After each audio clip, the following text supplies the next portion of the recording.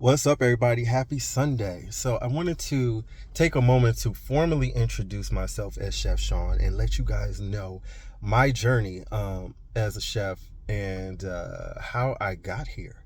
Now, 20 years ago, it's crazy to say that, but 20 years ago, I wouldn't have even thought that I would have been a chef. I would have thought that I still would have been in marketing and PR, even though I still am in a way. I do it for my own brand. But back then, um, I was in fashion and I did it was a whole nother world. But food was always still a part of everything we did, from the photo shoots to the after parties to, all of the different things. Any kind of special event, food was involved in it. So I was always involved in menu planning and all that kind of stuff, but just on the other end of it as a client, basically.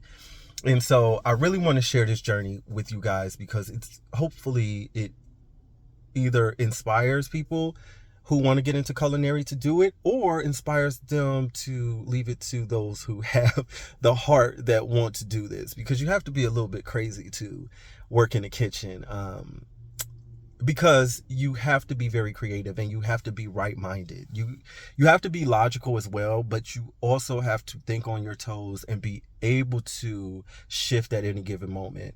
You have to have a specific, say, recipe, for example, with a set of instructions, and throw that out the window, because there are going to be times where everything will be planned out to a T, and when you get there, nothing is going to happen the way that you think it is.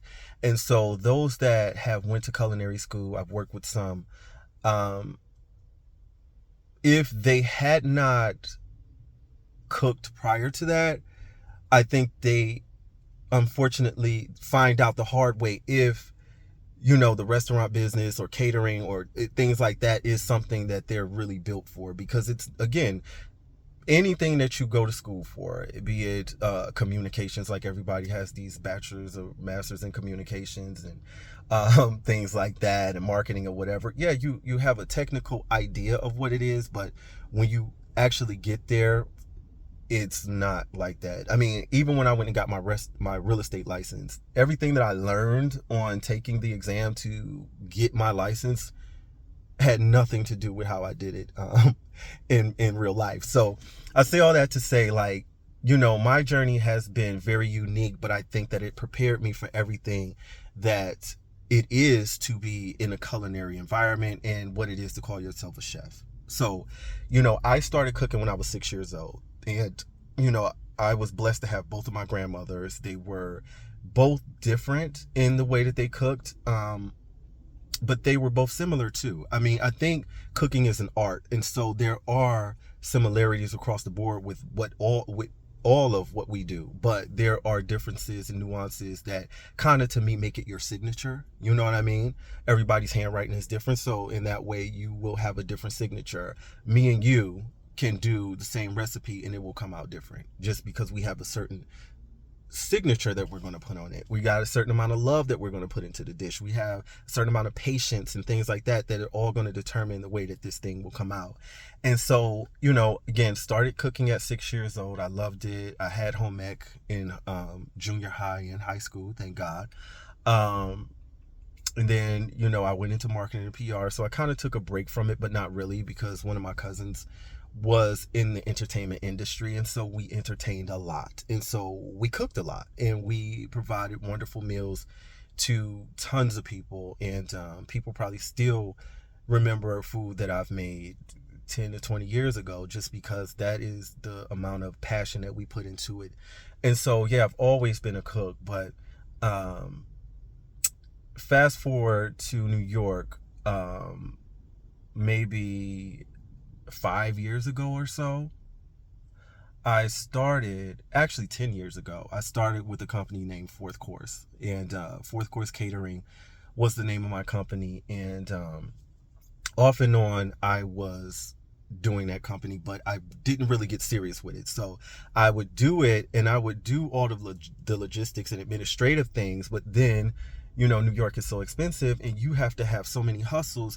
It kept taking a back burner. And the 2 years prior to me leaving, I started to gain traction with the company, And I ended up having a wonderful personal chef client who, to this day, I love her, and I can't wait to go back to New York and see her. But yeah, I had a wonderful personal chef client, and I also got serious about a book that I had been writing for years, which literally had like 2 pages for that many years. But I got serious about that as well. And so I was a personal chef there. I started my book and completed it and self-published it, Soul in the City.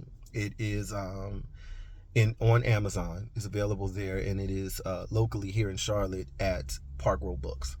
And so I published my first book. I had personal chef clients before I got to Charlotte, and I transitioned and knew that I had started at least the practice and the procedures of what I needed to do. But when I got to Charlotte, of course, I had to start everything from scratch. And while I was doing that, I decided that I wanted to really get into what the commercial kitchen space looks like. And so when I first got here, I started to do Uber, which I would never have done in New York City. But here, I felt that I had the grace to do it by God, and that I would be safe and it wouldn't be any issues doing it. So I decided to do Uber, and that is where I met the executive chef for Mimosa Grill at that time. And Mimosa Grill is a staple. I think it opened in 1995 or 96 here in Charlotte. And so by the time I came into the game, they were over 25 years old. It was a staple. It still is a staple of Charlotte. And I ended up meeting the executive chef there, and we had a conversation. The next day, I went and interviewed with him.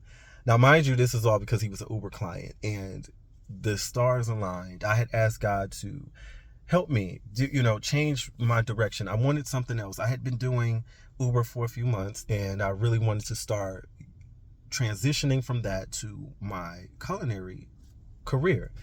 And so with that being said, that week I ended up meeting that executive chef. The next day, or later that day, he called me and asked me to come into an interview that next day.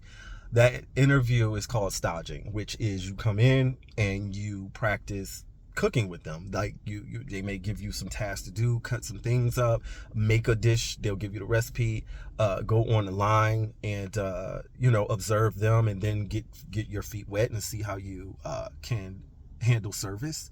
It's many different ways of how that stage can go, but mine, I ended up staying there for about 2 hours, and at the end of it, chef came in and he was like, all right, well, we like you and we think you would be a good part of the team.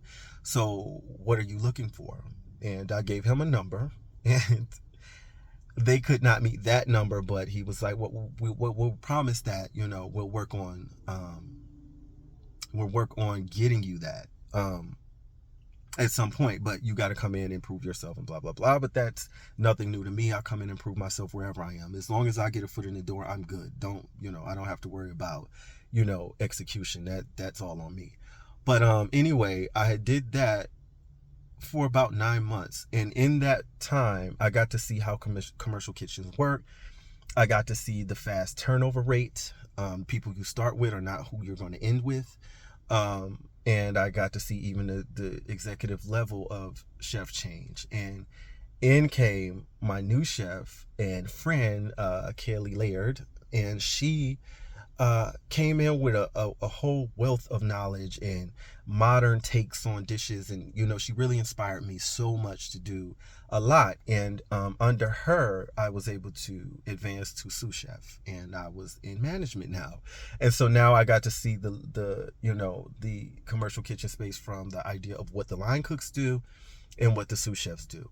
I worked very closely with her because it was a small staff in comparison to other restaurants. And I got to see what the executive chef does. And I kind of at that time determined that I had what it takes to do restaurant work, but that wasn't where my heart was or passion was.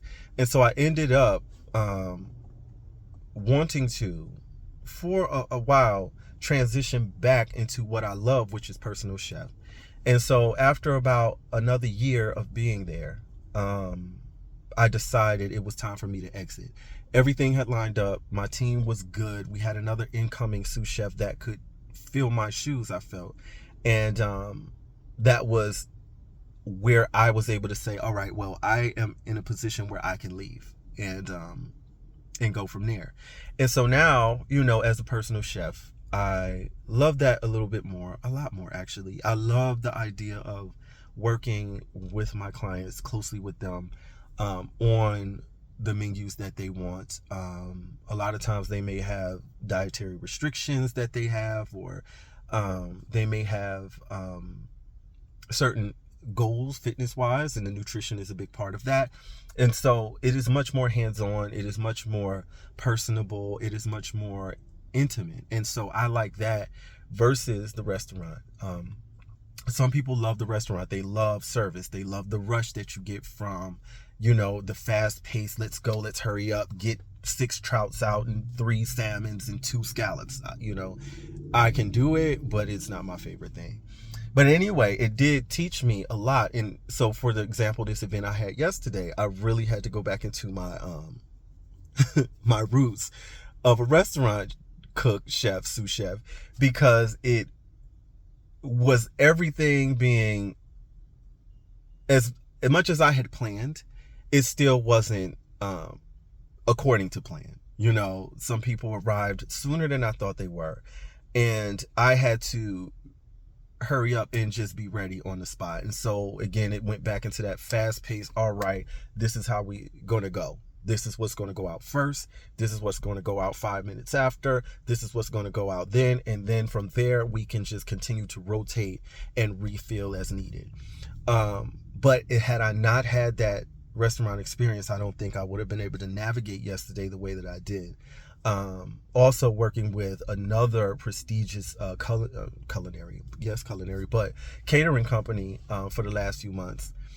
I do that because as a personal chef, there are times that you have to fill your calendar, because every day is not packed. So on the days where I have off, then I say, well, let me further my education and also get a coin from someone else, and to help to make sure that the income is coming in consistently, or on all ways that it can. And so even with that experience, I think, again, helping to see how to navigate being able to quickly shift gears from what you think is going to happen to what's actually happening, and how do you take control of what's going on. It's like driving a ship. It's like driving a car. You know what I mean? If your car starts to fishtail, the worst thing you could do is panic and slam on the brakes and just, white knuckle it. That's not going to work. When the car goes out of control, you have to be loose. You have to just become very much like fluid. You have to feel the car. You have to hear what's going on. You have to sense it. And then you have to gently take control of that car. And that is the only way that you will, not spin out of control and everything else like that. And that's the same thing with being in the kitchen. So, yeah, I think hopefully that shares. I know this is already a long video, but there are many little minute things that you have to worry about, like labeling food, like making sure that you are very sanitary, which is not little things, but these are like the everyday things that just have to come like clockwork. Just like you wake up and brush your teeth, I hope it's the same way you should come in and be looking for labels to make sure that the space is clean and sanitized and all of that good stuff. It's just a lot of work, but it's a labor of love. And if it's something that you love to do, there will be a place for you to do it. But you would definitely have to figure out what your passion is. I mean, for me, I love writing cookbooks. I wrote one. I haven't really had the time, but I have started on the second one, if that makes sense, because it's in my head. I just haven't sat down and actually put pen to paper. But I know once I start that process, then it'll be much quicker, especially having self-published the first one. It's just been great. And I think that, again, books or records or whatever it is that you produce creatively, experience is the best teacher for it, and also the best it makes for the best project. You know what I mean? So after moving here, having visited Savannah, having visited Charleston, having visited so many places in the Carolinas, and understanding the taste here, and also with my work and my personal chef clients and the different requests that they have for food and menu ideas or whatever, all of that is shaping this second book in a different way. And I'm excited about how that's going to turn out.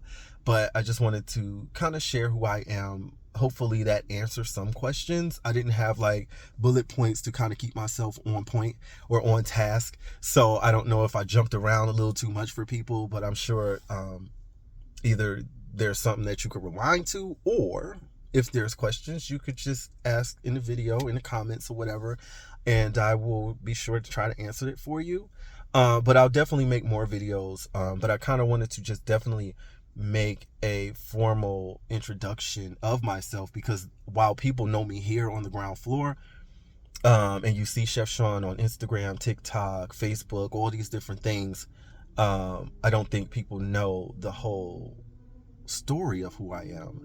And even that couldn't give you all of it. But so stay tuned, and more will come up, and we will continue to chat, and I will give you more information, more insight on me.